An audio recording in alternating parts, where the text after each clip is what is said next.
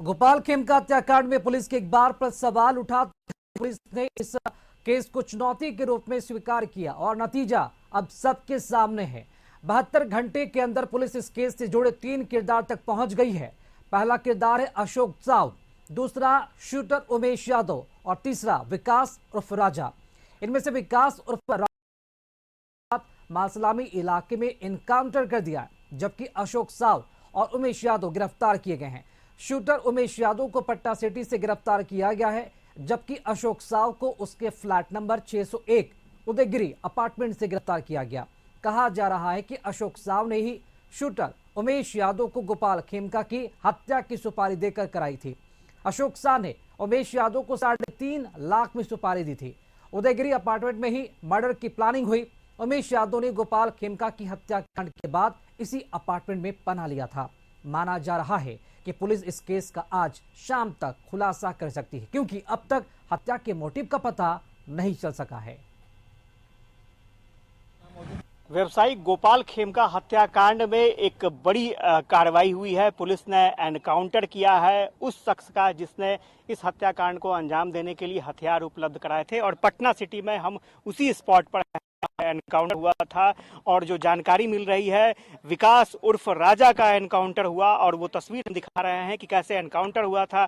ये रास्ता सीधे उस जगह पर जाता है जहां पर विकास उर्फ राजा ने पुलिस को जानकारी दी थी कि उसने यहां पर हथियार छुपाया है। दरअसल ये स्पॉट है ईंट भट्ठे का, और जब पुलिस ने राजा को गिरफ्तार किया था तो राजा ने ये इनपुट दिया था कि उसने हत्याकांड में इस्तेमाल किए गए हथियार को यहीं पर छुपाया है। और किस जगह पर हथियार को छुपाया गया था वो स्पॉट हम दिखा रहे हैं आपको। ये वही स्पॉट है जहां पर हथियार को छुपाया गया था। ये वो जगह है जहां पर हथियार को छुपाया गया था। और वो हथियार किस में छुपाया गया था, तो ये बोरा है, और इस बोरे में ही डालकर हथियार को छुपाया गया था। राजा ने वो हथियार निकाला, और जैसे ही उसने हथियार निकाला भागने की कोशिश की, और पुलिस ने राजा को पकड़ने के लिए गोली भी चलाई, क्योंकि राजा की तरफ से भी आरोप है कि राजा की तरफ से भी फायरिंग की गई उसी हथियार से। और आप तस्वीरों में देख सकते हैं पुलिस ने यहाँ पर नोट छोड़ा है और इसे मार्क किया है। आप देखिए, ये ए बी सी, आगे डी है और ई है। तो इस एनकाउंटर में जितनी गोलियां चली उसके मुताबिक यहाँ पर पुलिस ने मार्क किए हैं। और ये आप देख सकते हैं एफएसएल टीम के ग्लव्स हैं।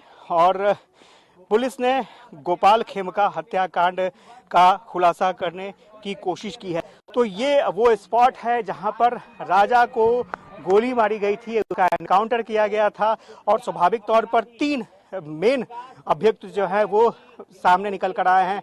पहला तो उमेश है जो शूटर का काम कर रहा था। उमेश ने बताया था कि अशोक शाह है, अशोक शाह ने ही हायर किया था उसे, और ये कहा था कि गोपाल खेमका की हत्या करनी है। और उसी बीच फिर हथियार कहाँ से आएगा, तो हथियार के लिए राजा का इस्तेमाल किया गया था। हथियार के साथ राजा यहाँ से गया था, और हत्याकांड के बाद राजा ने हथियार को यहाँ लाकर छुपाया था। और पुलिस अब खुलासा करने जा रही है पूरे मामले की, और देखना होगा कि क्या वाकई यही 3 पूरे मामले में एक कड़ी थे हत्याकांड के, या फिर और भी कड़ियां जुड़ सकती हैं, वो देखना दिलचस्प होगा। कैमरा पर्सन फिरोज के साथ आशुतोष चंद्र, कशिश न्यूज, पटना सिटी।